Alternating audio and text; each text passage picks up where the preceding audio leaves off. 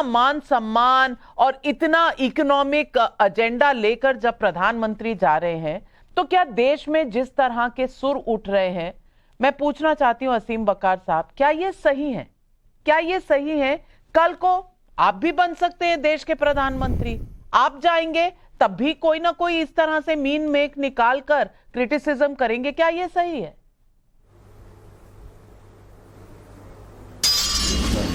आपका बहुत शुक्रिया कि आपने मुझे इतने बड़े ओहदे के लायक समझा और मेरा नाम लिया। आपको बधाई और आपको शुक्रिया। देखिए, ये मामला है विदेश नीति का। किसी भी देश का प्रधानमंत्री किसी भी दूसरे देश जा सकता है। एक देश से दूसरे देश के कुछ फायदे जुड़े होते हैं, कुछ नुकसान जुड़े होते हैं। मैंने यहाँ सबको बहुत गौर से सुना। जब बात राष्ट्र नीति की आए और विदेश नीति की आए तो हमको आपस में दुश्मनियां भूलना होंगी। हमारे जो अपने जाती मफाद हैं, घरेलू जो जाती मफाद हैं, हमारे जो दलीय मफाद हैं, उनको किनारे कर देना होगा।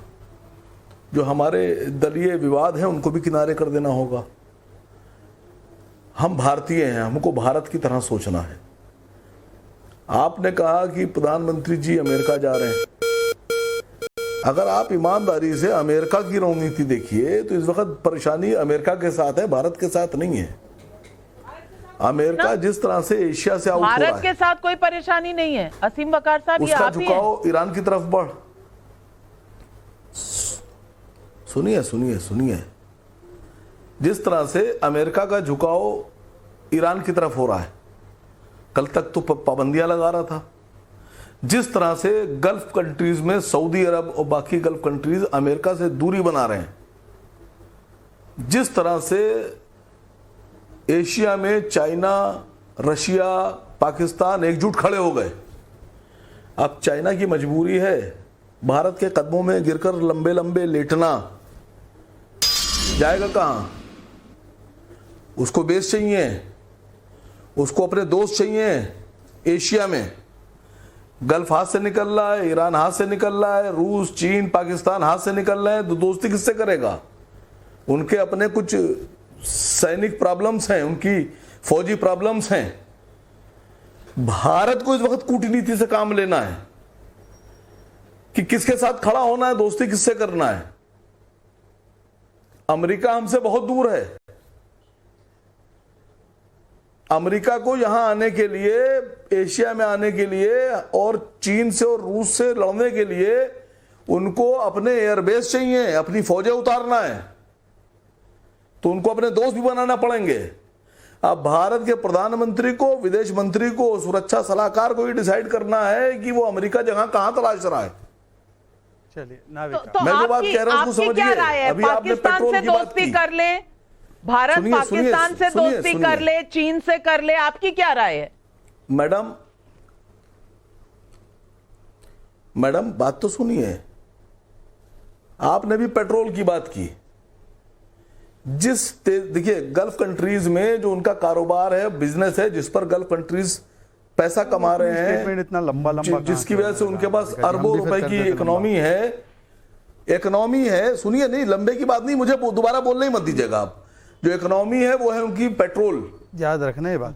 आज से 8-10 साल के बाद जिस पॉलिसी पे अमेरिका काम कर रहा है, यूरोप काम कर रहा है, वो ये कोशिश कर रहे हैं कि इलेक्ट्रिक व्हीकल्स आ जाएं। चलिए पेट्रोल गायब हो जाए। ये बात वकार साहब को समझ आ रही है, लेकिन प्रधानमंत्री को नहीं। अब एक एक करके मैं सारे सवालों का जवाब देना चाहता हूँ। पहले मुझे एक बात बताइए नाविका जी, आज ऐसी स्थिति, अब आप चाहे कुछ भी नाविका जी आप कह रहे थे मैं आगे बोलूंगा ही नहीं। अब एक एक करके बात रखिए तो देश की तरक्की तब होती है जब देश में बड़े व्यापारी। नाविका जी आप तय कीजिए, एक एक करके बोलेंगे।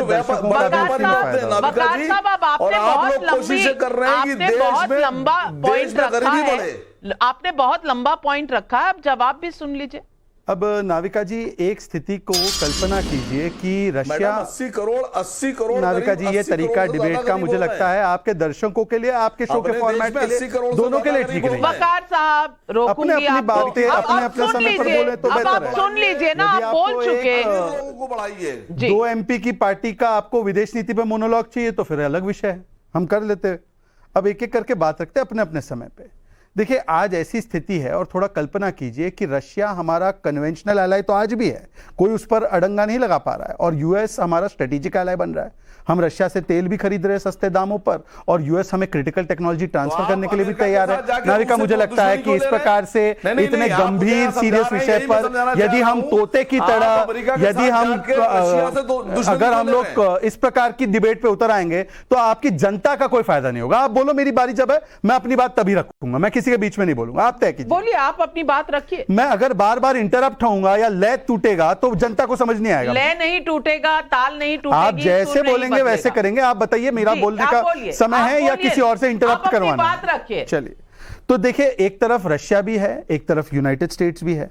अब ये कह रहे हैं आज चाइना किस प्रकार से आइसोलेट हुआ है, इंडो पैसिफिक से लेकर क्वाड से लेकर आज चाइना के पास दो ही तो एलाय बचे हैं, पाकिस्तान और नॉर्थ कोरिया, और तीसरे कुछ यहां पे राजनीतिक दल जो चाइना की भाषा बोलते रहते हैं गलवान से लेकर हर मुद्दे पर मैं उनसे पूछना चाहता हूं दो तीन विषय। देखिए, आज उन्होंने कहा कमजोर पीएम वो होता है जो सर्जिकल स्ट्राइक भी करवाता है, बालाकोट एयर स्ट्राइक भी करवाता है, और 26/11 के बाद जब एयरफोर्स चीफ बोलता है तब मजबूरी में एमएफएन स्टेटस पाकिस्तान को दिए रहते हैं। मजबूर पीएम कौन था और मजबूत पीएम कौन है वो देश देख रहा है। अच्छा, जर्मनी की बात तो दूर की बात है, अमीक जमाई अधीर रंजन चौधरी ने उठकर कहा 370 इसलिए नहीं हटाया जा सकता क्योंकि कश्मीर भारत और पाकिस्तान का मुद्दा है, भारत का अभिन्न अंग नहीं है। आप जर्मनी पर तो बड़ी टिप्पणी कर ली, पर आपके जो साथी है 23 जून को मिलने वाले हैं, उनकी क्या विशेष राय है आपके पाकिस्तान ऑक्यूपाइड कश्मीर और कश्मीर के विषय में, उनसे पूछ लीजिएगा। 370 हटाने पर वैसे बताइए ना कि आपकी क्या राय है, आपकी पार्टी का अधिकृत स्टैंड क्या है, क्या वो कदम उठाना चाहिए था, नहीं उठाना चाहिए था, क्योंकि इसका विरोध तो केवल पाकिस्तान ने किया है। अब आते हैं आखिरी बात पर। देखिए, मैं कहता हूं कि आज देश के सामने क्लियर है, एक मिशन है, एक विजन है, और मिशन और विजन के साथ योग, उद्योग और लोग। कैसे? योग का भी 21 जून को समारोह होने वाला है न्यूयॉर्क में।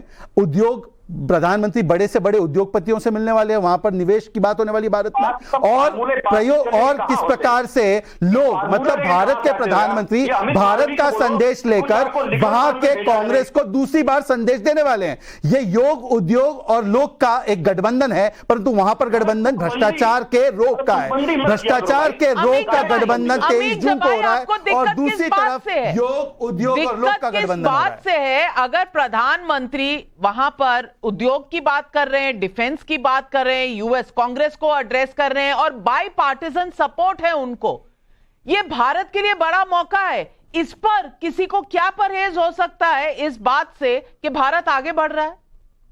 नाविका मैम, मेरा सिर्फ ये कहना है, शहजाद जी से मैं पहले आप बताइए, क्योंकि आपने पीओके की बात की, 370 हटने पर आप समर्थन करते हैं या 370 को फिर से लागू करना है जैसे कांग्रेस के नेता चाहते हैं? नहीं, अमित जमाई, आप तो बड़ा इंटरप्ट करते हैं सभी को। अब इंटरप्ट करते हुए मैं एक सवाल आपसे पूछ रहा हूं, 370 पर आपकी पार्टी का स्टैंड जवाब दीजिए। मैं आपको कह रहा हूं, पीओके के लिए तो बड़ा मातम मना रहे थे आप, बताइए ना, जर्मनी का छोड़िए, आपका स्टैंड बताइए। जवाब दीजिए अमित जमाई जी। मेरा सीधे ये कहना है कि प्राइम मिनिस्टर जब गए वो बीजेपी, अरे भाई 370 पर स्टैंड बताइए अपना। आपसे पढ़िए, पहले आप इस देश के प्राइम मिनिस्टर बन के गए। जब आप मुझे ये बताओ कि जब आप अमेरिका में गए हो, अमेरिका की फ्रीडम, माइनॉरिटी फ्रीडम रिपोर्ट क्या बोलती है कि दुनिया में सबसे ज्यादा मुसलमानों के साथ जो जुल्म हो रहा है, रिलीजियस माइनॉरिटी के साथ जो जुल्म हो रहा है, गलत। वो चाइना के विषय में बोलता है, वो रिपोर्ट उनकी, हालांकि मुझे उनकी रिपोर्टों की आवश्यकता नहीं है, पर चाइना के विषय में बोलता है।